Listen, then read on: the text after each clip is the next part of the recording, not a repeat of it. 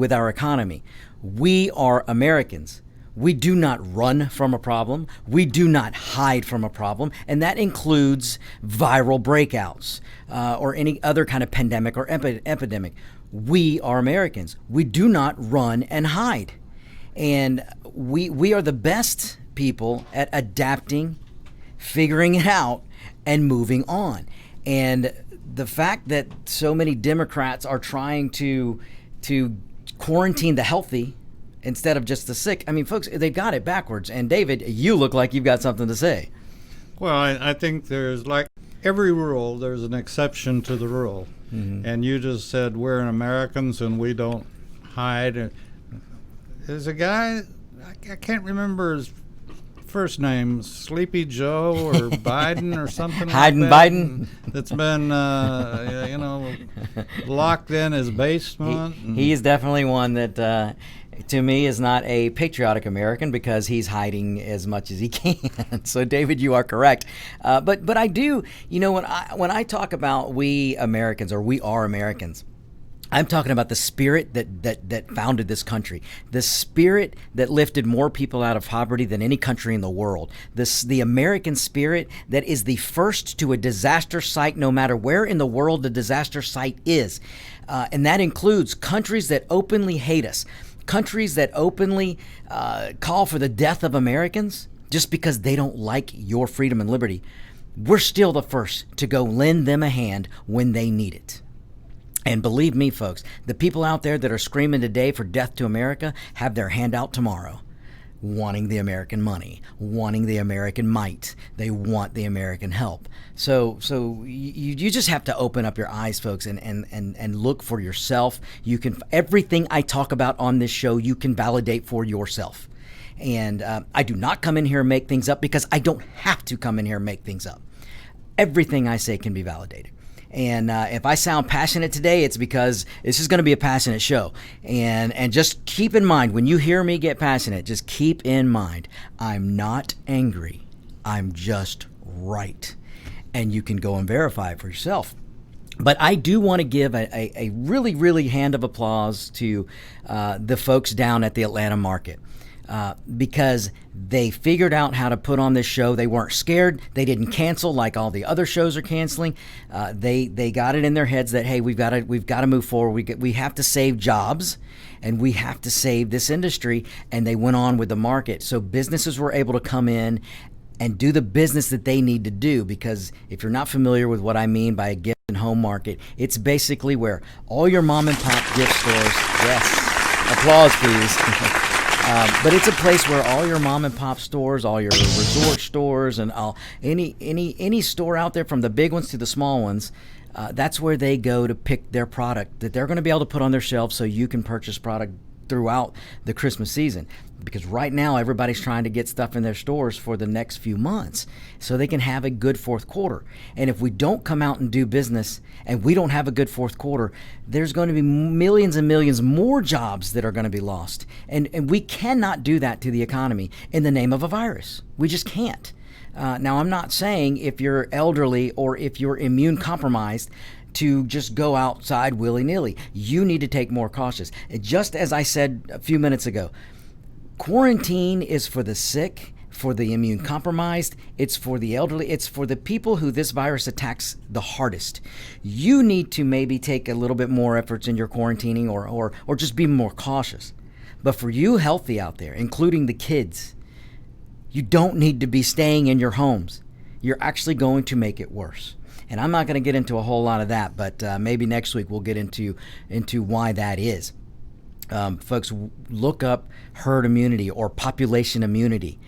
If we don't achieve that, the media and the Democrats, they're going to try to keep you locked in your home forever. I mean, it's sad. But anyway, again, let me get back to my point.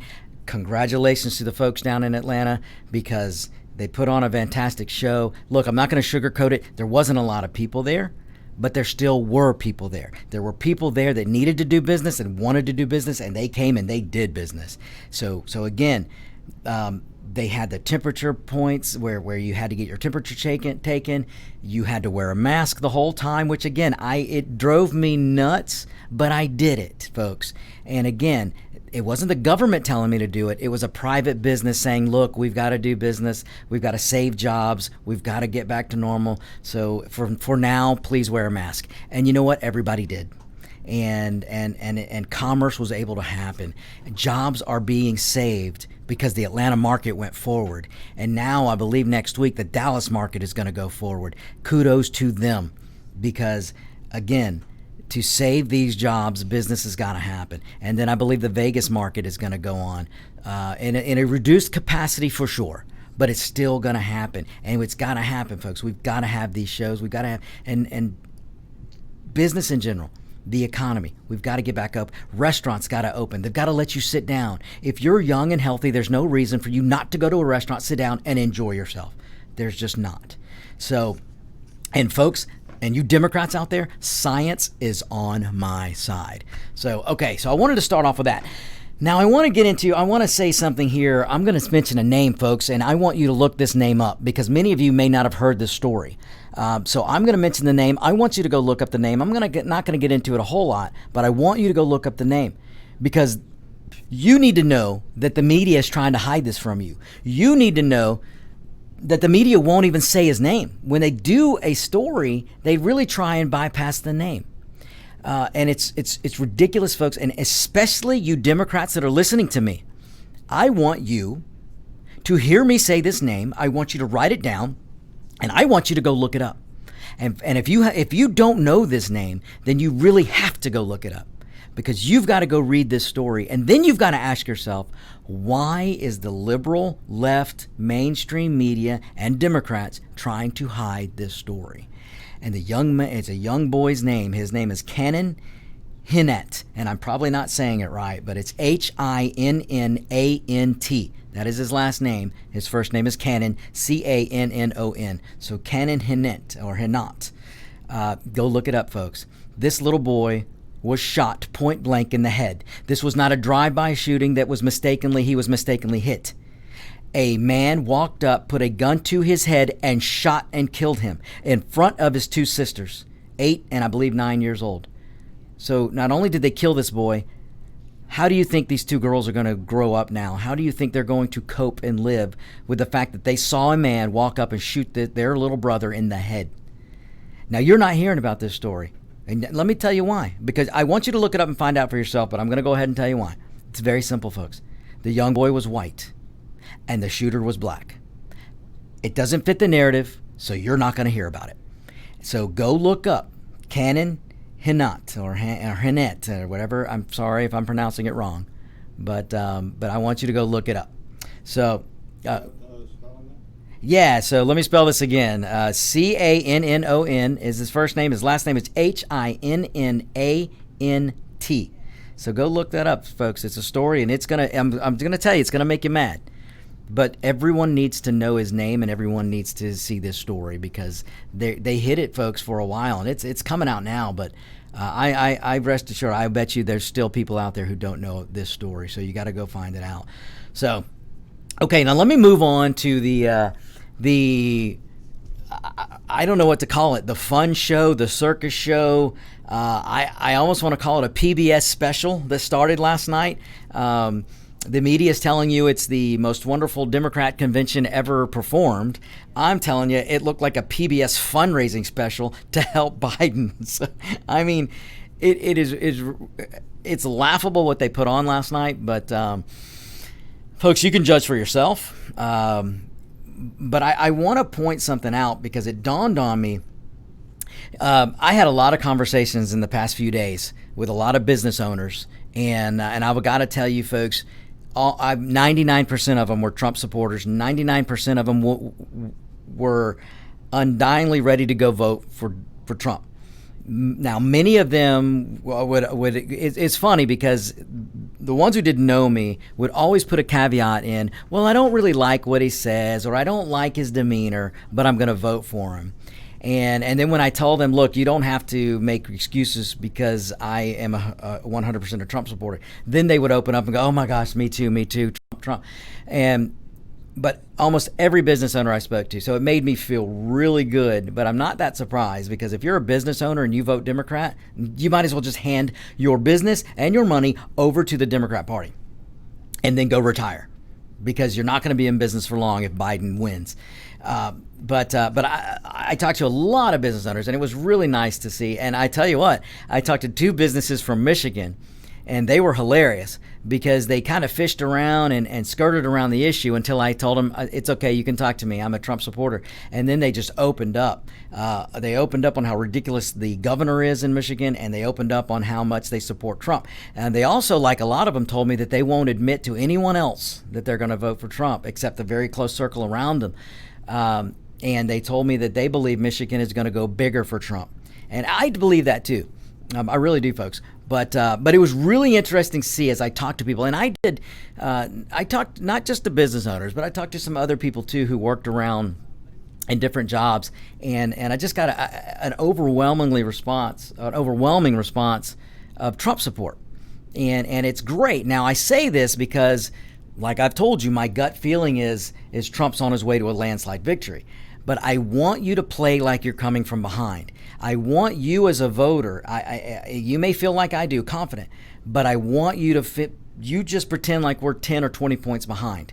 And you continue to talk to your family, you continue to talk to your friends and explain to them why it's okay to vote for Trump. Talk to the Democrats who don't like Biden, who don't want their taxes increased, but they're afraid to say they're for Trump. Well, you tell them, nobody knows what you're going to do when you go into that polling booth. So just keep reminding them, because folks, we cannot get too overconfident. We just can't. We can't. There's a lot of craziness out in the world, and if you sit at home because you think this election is in the bag, then you may hand this election to Biden.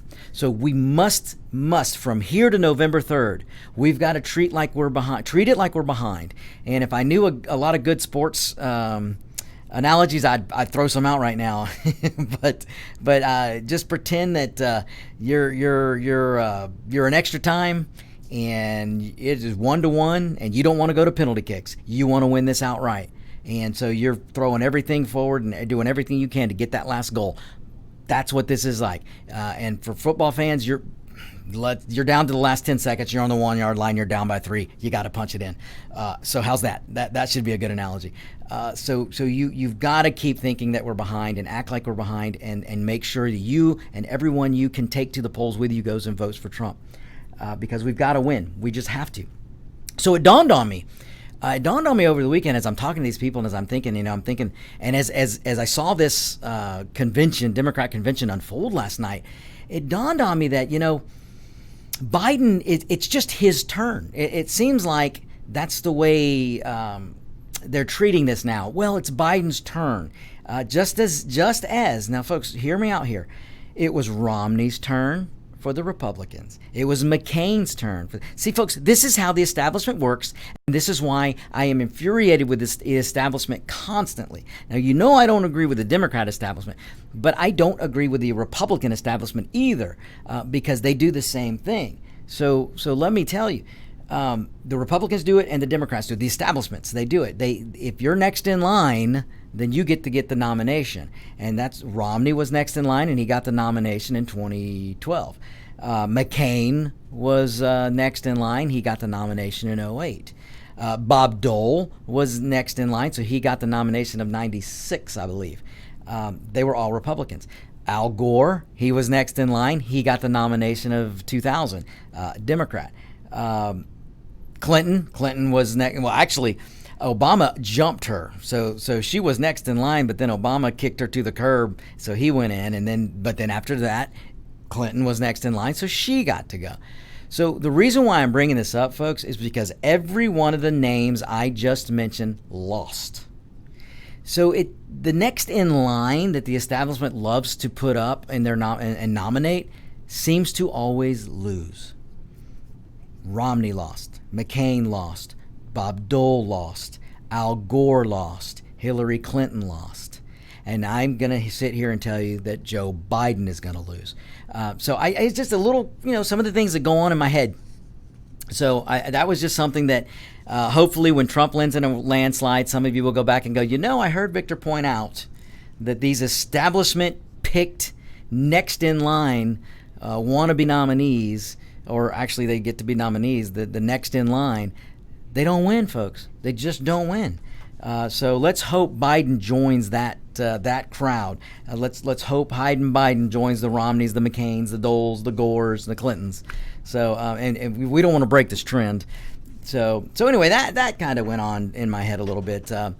So the next thing that I got to get into is since they started their campaign, the convention last night. I'm sure all of you are now aware that Sleepy Joe Biden has picked Kamala. I'm going to try to say it right so Media Matter doesn't blast me. Because if you're a Democrat, you can mispronounce her name. But if you're a conservative or a Republican or a libertarian and you mispronounce her name, well, then you're a racist. So I think it's Kamala. Just call her communist for short. Yeah, right. Now, you really could. And I'm going to get to that, David. So he chooses Kamala Harris. Now, folks, I told you a couple of months ago that was my prediction, that he was going to pick Kamala Harris. So I do have to pat myself on the back a little bit because he did choose Kamala Harris. Now, I will tell you, it makes me laugh because I really, really can't believe that he chose her. Ladies and gentlemen, Kamala Harris put more black people in jail in California than just about anybody on record. She put black men in jail like a fat kid ordering donuts at a donut shop. I mean, she, if that makes sense. But she's got a horrible record, folks. I mean, I'm not even going to get into too much. I put the title of the show is The Biden Campaign Goes Heels Up. Folks, if you're aviation lovers like I am, you're familiar with the term called wheels up. If I've got a scheduled flight and I got to go jump on the plane, if I'm going to PDK Airport or any other airport and I go jump on a plane, people ask me what time you leave, and I'm like, well, I'm going to be wheels up at 2:00, or I'm going to be wheels up at 4, or whatever. When I'm taking off, I'm wheels up. And so basically any flight that I'm going to take, no matter where I'm going, I usually I tell people, yeah, I'm wheels up at such and such. And so when I refer to the title of the show today as The Biden Campaign Goes Heels Up, I'm talking about heels in the terms of shoes that women wear. And I'm making a reference, yes, to Kamala Harris. And I'm not going to get in and harp on this a little bit, but you can look it up for yourself. I'll give you a name to look up. Look up Willie Brown. Willie Brown is a guy out in California that's 30. He's 30 years older than Kamala. And this is a guy that's very politically connected in California, and he's basically known as the Kingmaker. So look him up. Willie Brown was married, and Kamala helped break up that marriage because she was the mistress of Willie Brown. And in fact, I heard something today from The Godfather, and I nearly wrecked my car because The Godfather referred to Kamala Harris as the mattress of Willie Brown, Willie Brown's mattress. And I thought that was freaking hilarious. But look it up, folks, and you'll see why I'm making that reference, because it is no secret. I'm not making this up, and I'm not digging up information that hasn't been out there.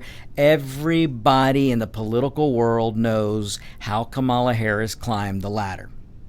So, again, so I like to have a clean show here, so I'm not going to get into it more than that. You can go look it up for yourself. Just go look up the early years of Kamala, look up Willie Brown and Kamala. I'm telling you, do a Google search or a DuckDuckGo, probably better yet a DuckDuckGo search, and that's duckduckgo.com. Use that search engine and search Willie Brown and Kamala Harris. And you'll find everything that I'm saying and why I refer to the Biden campaign as the heels up campaign now. So anyway, that's just one of the areas that's probably going to come out. Actually, whatever. I hope they don't harp too much on it, because there's plenty of other things that are more important to harp on with Kamala Harris, like her track record. The fact that she's put more black people in jail, the fact that she hid evidence to keep black people in jail, the fact that when some people were supposed to be let out of jail, she kept them in for longer. There's issues like that. I really want this campaign to be about issues, so I hope that's what they focus on. There's also her voting record. She is listed as one of the, if not the most liberal voter in the Senate. Folks, that's to the left of Bernie Socialist Sanders. You can't get any more socialist than that. So just pay attention to what she's saying and what she wants to do. But go back and look at her voting record. I tell you all the time, look at the actions of Democrats, because the Democrats are never going to tell you the truth. They're going to give you pretty words, pretty phrases, and they're going to tell you it's for the children. And then they're going to go do the most socialist thing they can do in their actions and their policy. I'm telling you, just go look at her voting record. When they tell you Kamala Harris is middle of the road, when they tell you she's a centrist, and they're trying to redefine her, folks.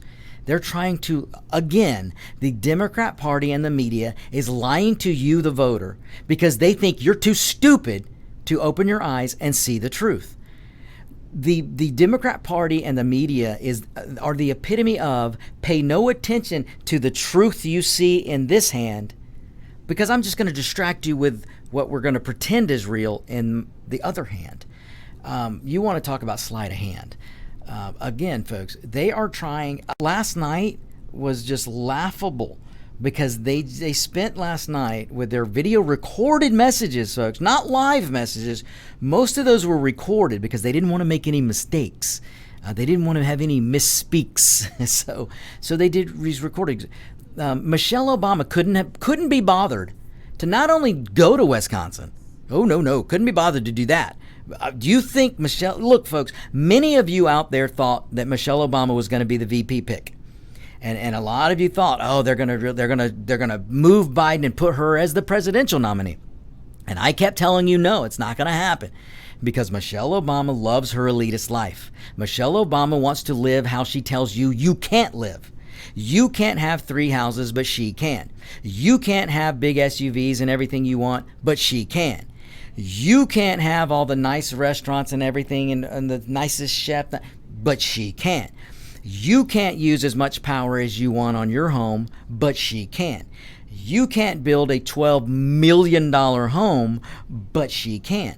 She doesn't want to leave that life, folks, and that's why I told you she would not be the VP pick, nor would she be the nominee for the Democrat Party. She doesn't want to leave the elitism. Michelle Obama and Barack Obama are richer than they've ever been before. They are very, very, very, very wealthy, and they did it off the backs of the taxpayer. They got into government, and they used their power and influence to start accumulating wealth. Now, look, folks, I love it when people can develop wealth and accrue wealth. But I think you should do it by working and providing a product or providing a service. Say what you will about Donald J. Trump. Not one penny of Donald J. Trump's wealth came from government. Not one penny of his wealth came from the taxpayer. Folks, every penny, I don't care. You tell me he went bankrupt and this, that, and the other, whatever. He used the laws of the land to perform the businesses that he performed and run the businesses that he ran. But every dollar that man has come from a business.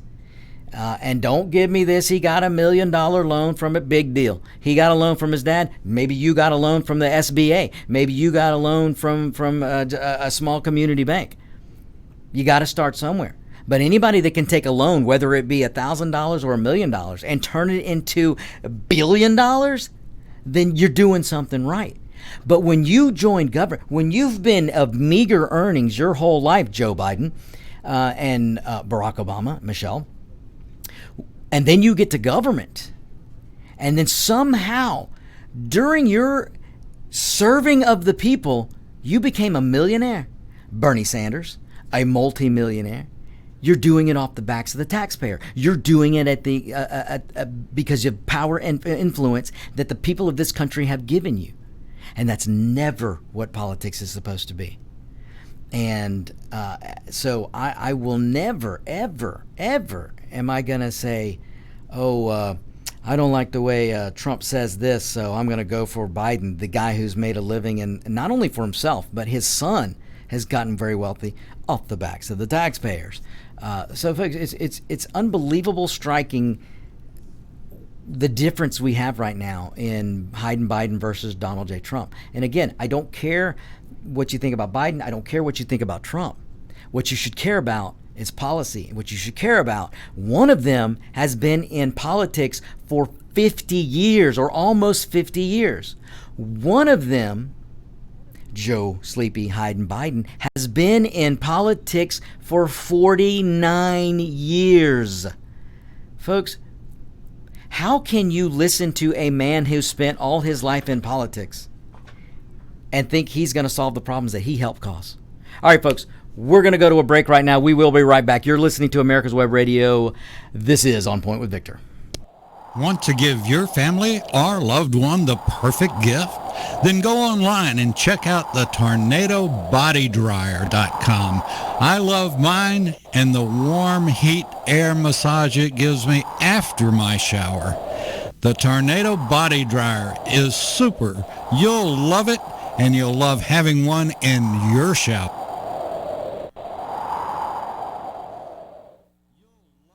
Hello, I'm Dr. Mike Karuchak.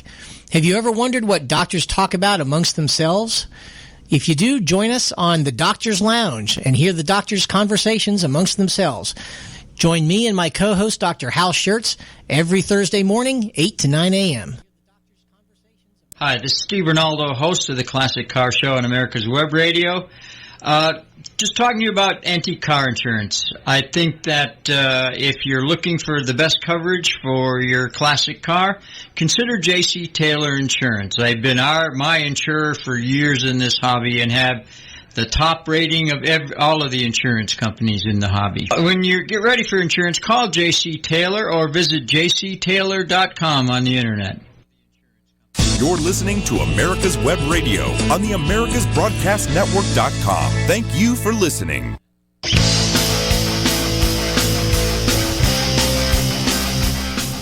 Hey, welcome back, folks. Welcome back.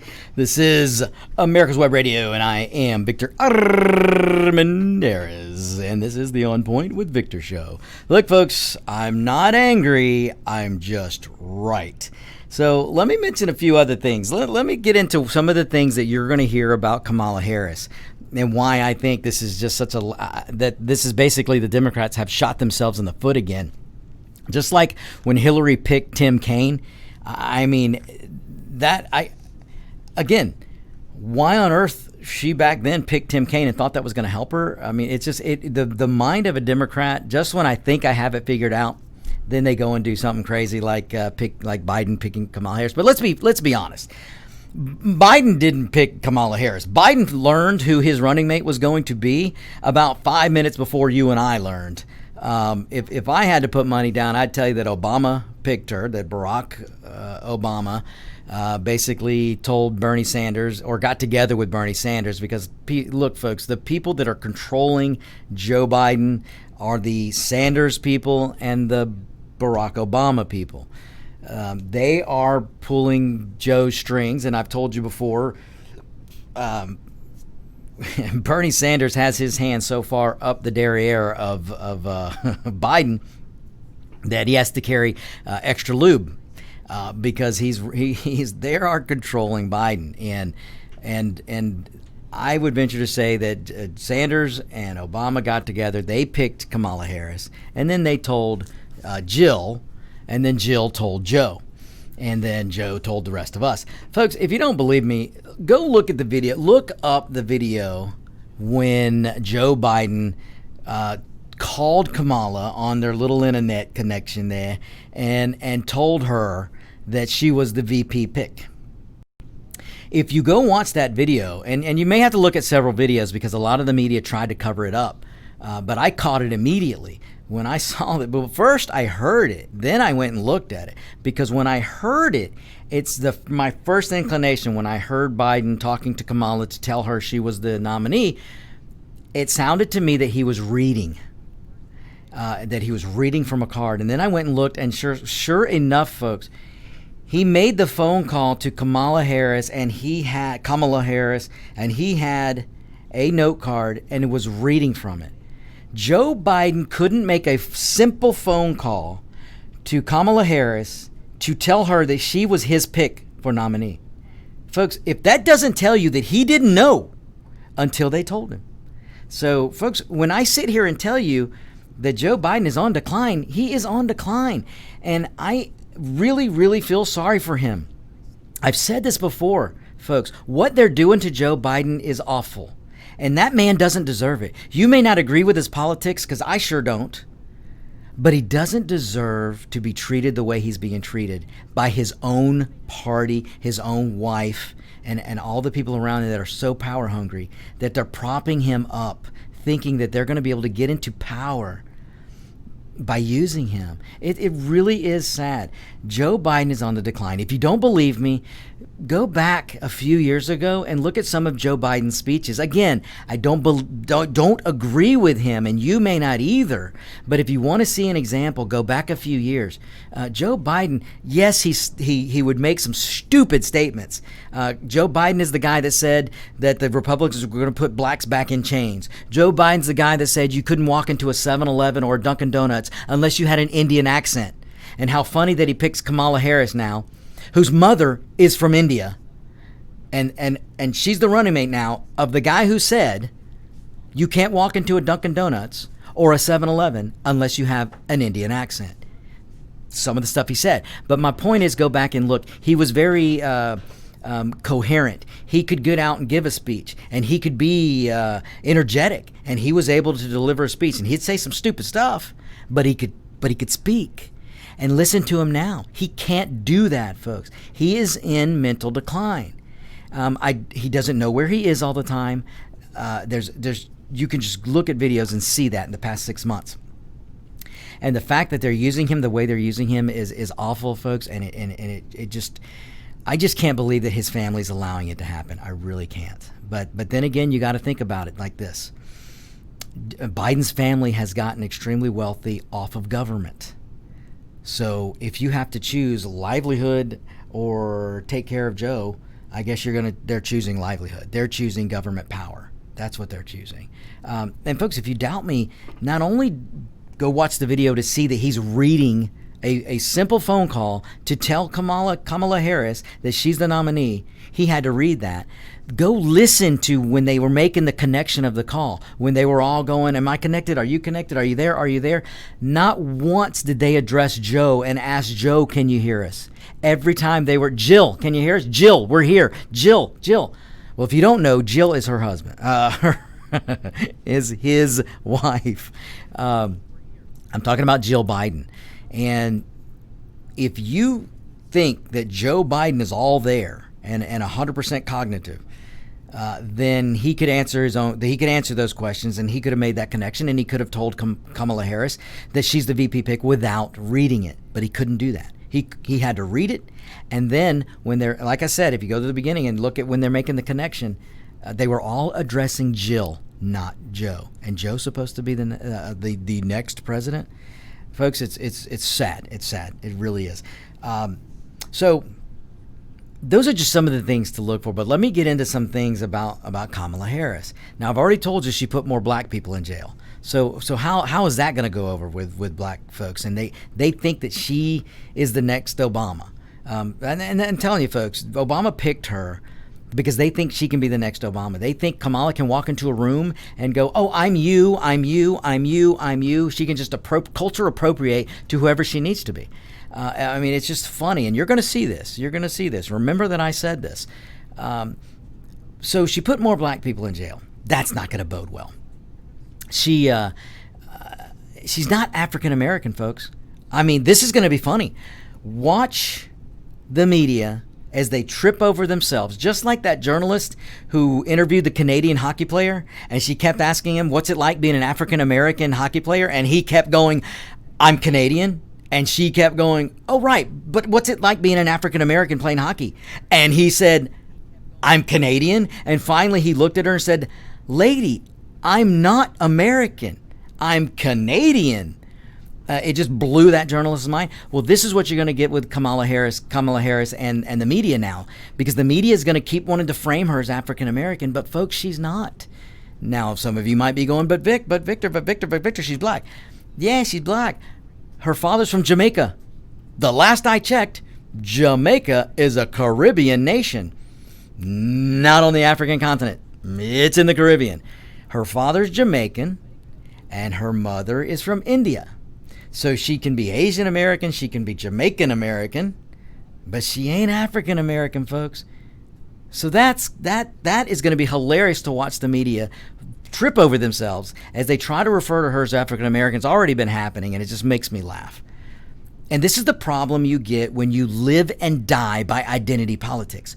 When you live and die like the Democrat Party does, everybody's got to be in a box. You're a black this, you're a Hispanic this, you're white, you're out of here. You're Asian this, you're brown, you're yellow, you're everything but white. Because they don't want to have anything to do with white people anymore, except for their nominee for president. They love having the old white guy up there. So I mean, that brings me. This brings me to another thing, folks. Here's another thing that I can't help but ask myself as I watch all of this. For the whole weekend, the media was just beside themselves going, it's historic. Kamala Harris, it's so historic. This black lady with an Indian mother, oh, it's historic. The first Asian American to be VP, the first this, the first that. It's historic, you see, because she's the VP nominee.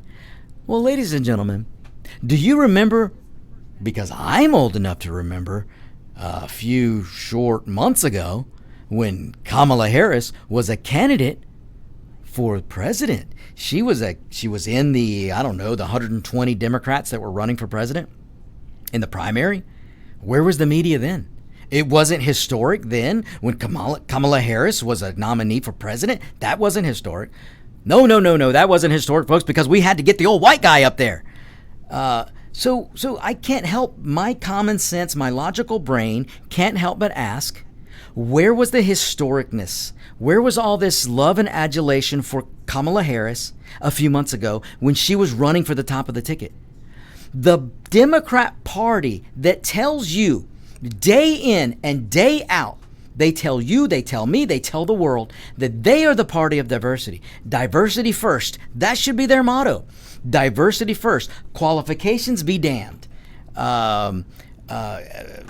Experience be damned. Because diversity first.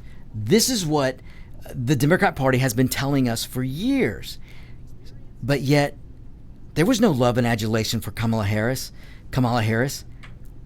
just a few months ago when she was actually running for the nomination of president. Wasn't she the first one eliminated? And per our perfect, awesome comment from our IT guy, yes, she was the first to be eliminated. So you had 120 or whatever Democrats running for the primary, and the black girl, who now is loved and adored and is historic, was the first one out. She was the first one out. She couldn't even garner 2% of the vote in the primary. In fact, I don't even think she made it to a primary vote state. I think she was out before they even started voting.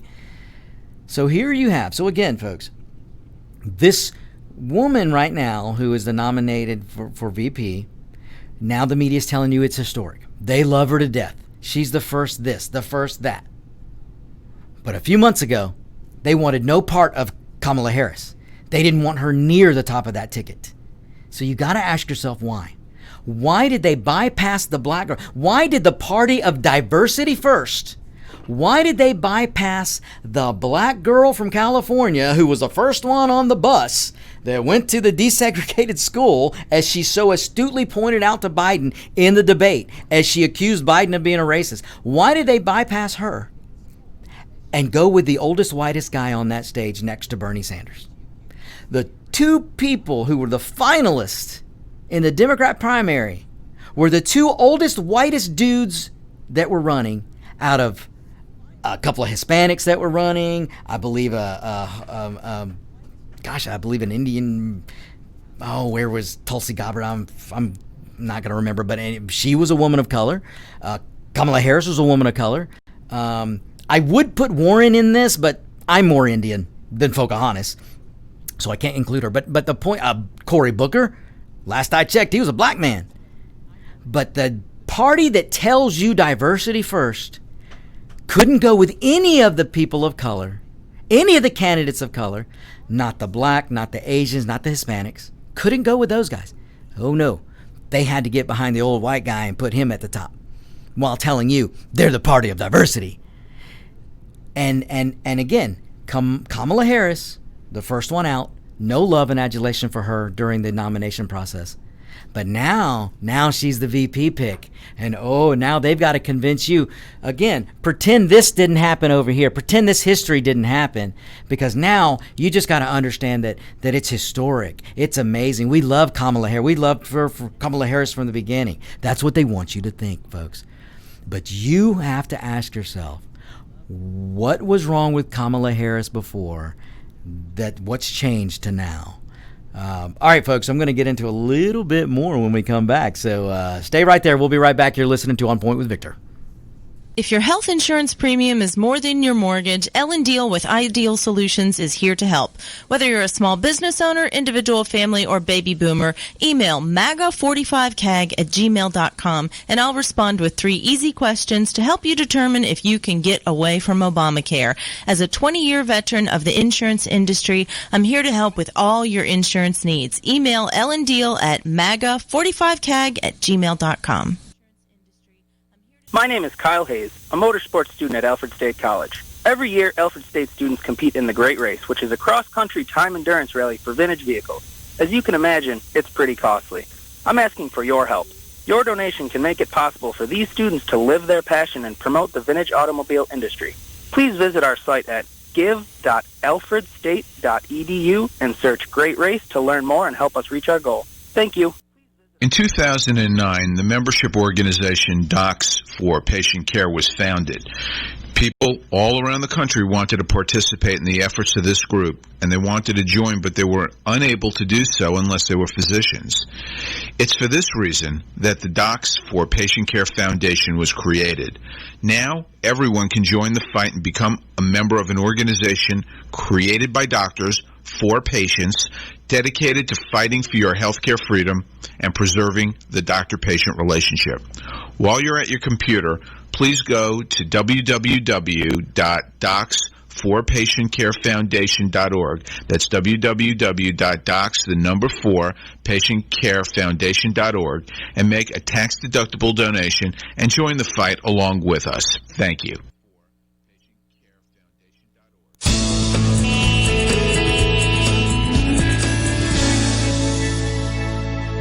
This is America's Web Radio. Would you like to have a show, talk about your business, or express your opinion on America's Web Radio?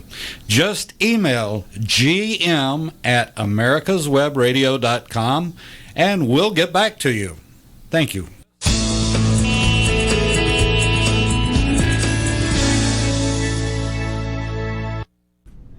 And we're back, folks. Hey, listen, folks, I need to say, I need to get it. I want to deviate just for a moment. And there's a couple of things. I have some great listeners in Florida. And they sent me a concern, pointing out something to me that concerned them. So I want to put something to rest. You guys know that I give Lindsey Graham a really hard time. I give McConnell a hard time. I give most of the establishment Republicans a very hard time. But I want to make something clear that maybe I didn't make clear before. If you're in South Carolina, you have to vote for Lindsey Graham. So don't misunderstand when I say that I can't wait for Lindsey Graham to be gone. That is true. But I want a good young conservative to take him out in the primary so that that person can be elected in a national national election. But at this point in time, Lindsey Graham is the nominee for the Republican Party, and Lindsey Graham is going to be in a fight for his life for the Senate seat come November. So don't misunderstand. You absolutely got to vote for Lindsey Graham in November if you're in South Carolina. We cannot afford to let the Democrats gain a Senate seat. In fact, the Republican Party needs to gain more seats.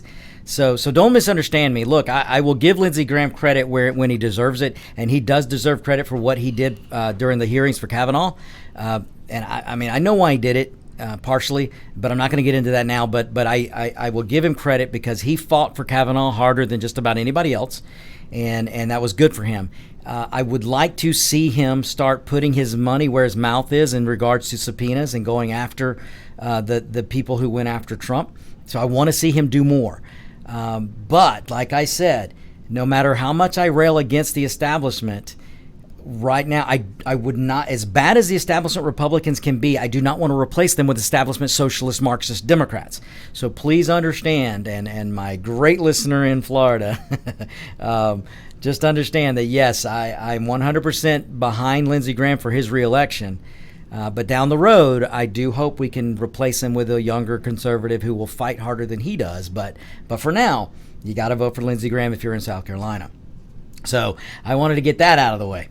And I also want to say, too, folks, if you have any questions for me or anything, you can email me at victor@americaswebradio.com, victor@americaswebradio.com. I'm not going to make you spell my last name, so it's just victor@americaswebradio.com. If you have a question for the GM or the owner, gm@americaswebradio.com. And if you like what you're hearing, please become a sponsor of the show. We could really use the help, folks. Trust me. We can't do this for free. So if you want to be an advertiser, a sponsor, or anything, or if you just want to throw us some money on a monthly basis, you can be a patron. You can do so. Just reach out, gm@americaswebradio.com or victor@americaswebradio.com. All right. Let me get back to David. Yeah. I, obviously being a few days older than you. Just a few. Go back when I really had a lot of respect and thought the guy was really a nice guy and good, but it's been a long time since I've been as disappointed in someone as I was the former Republican governor of Ohio. Oh. And I just... I liked him better when he had the wart on his nose. You'd be talking about John Kasich. I'd be talking about Mr. Kasich. Look, David, John Kasich has now reached Romney doucheness. I know I have some listeners in Ohio, oddly enough, because this show reaches a lot of people.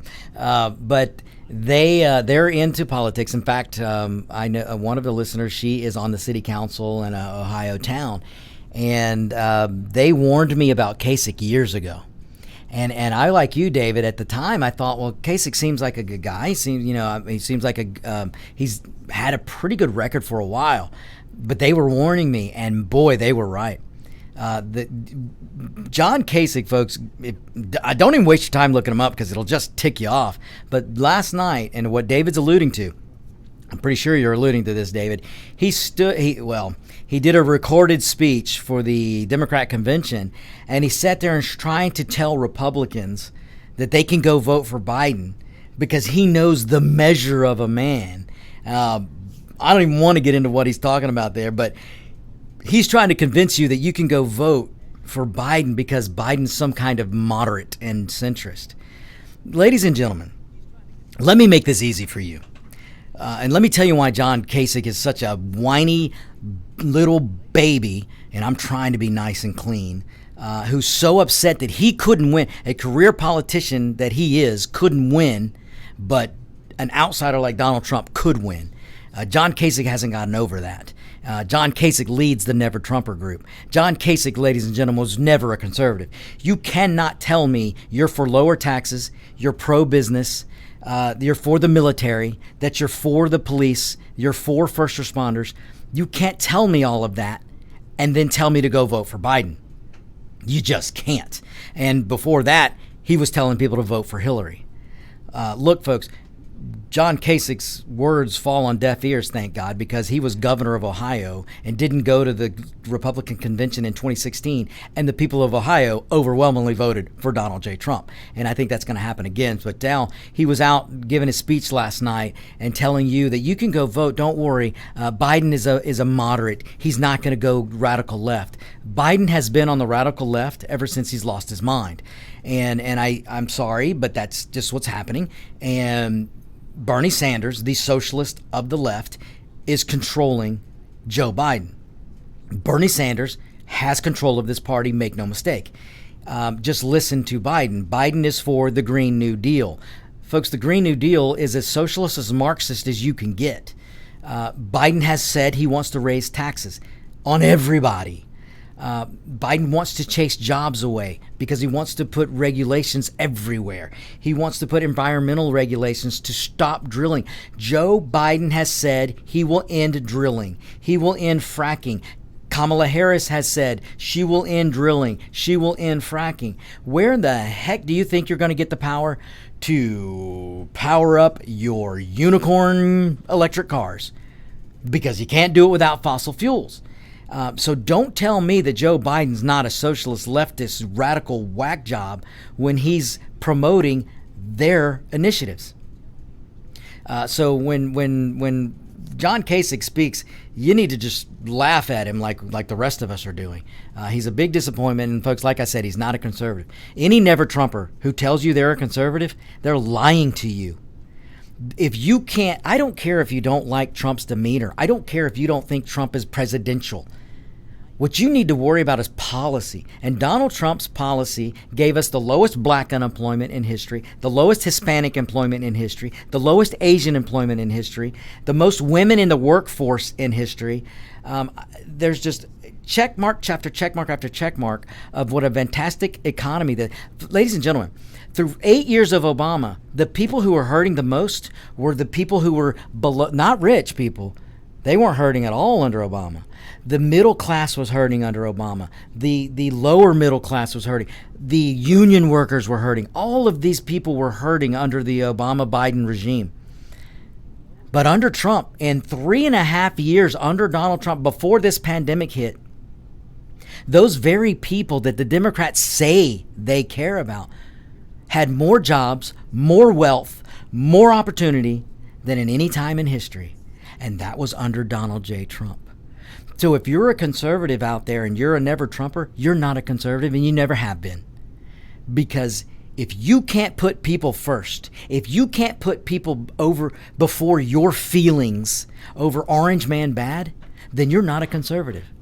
Because conservatism cares about people. Conservatism wants everybody to succeed. Conservatism wants black people, brown people, yellow people, red people, all people to succeed. Conservatism and libertarianism and constitutionalism doesn't see color, folks. We see Americans. We see people. We see citizens of the greatest country in the world. That's what we see. And we want all people, even the ones who disagree with us, we want them all to succeed in this land of opportunity. And yes, ladies and gentlemen, this is still the land of opportunity. This is still the greatest country on planet Earth. Because this country can live through leftist Democrats. We can. Because in this country, we can all go to the polling place and pull a lever and change the direction of this country. And which is what we did in 2016. And we're going to go in November and we're going to vote for America again. We're going to vote for the strength of the United States. We're going to vote for the citizens of the United States. We're going to put the citizens first. The citizens of the United States should come before anybody. We're going to put the military, the might, and the men and women that make up the most feared, the greatest fighting force on the planet. We're going to put them first. Because we're going to vote for Donald J. Trump. Not because we like what Donald Trump says, not because we think that we agree with sometimes he can be mean to people. No, that doesn't matter. What matters is policy. What matters is keeping this country the land of the free. Ladies and gentlemen, where are you going to run when the U.S. isn't here anymore? There are people all over this world still dying every day trying to get to this country because it's the land of opportunity. Still to this day, this is the only country that has a document that limits what the government can do to their people. This is the country where we, the people, give power to representatives. We, the people in this country, set the power limits because of the Constitution of the people we elect. We just need to get enough people to realize that they need to go vote in November and vote for freedom, vote for liberty. Ladies and gentlemen, a party in this country, the Democrat Party, that is running, telling you they want to take away your right to make your own decisions. A party that's telling you that they, the government, who can't run a post office, the United States government post office has been in debt and running in the red, never making money, I don't know how many years. The very government bureaucrats that can't run a U.S. Postal Service wants to run your health care. Folks, that party is not for freedom and liberty. So just take it from me. We haven't lost this country yet. And we can get her back to be that shining city on the hill. That light can burn bright again. And folks, it's gonna burn bright.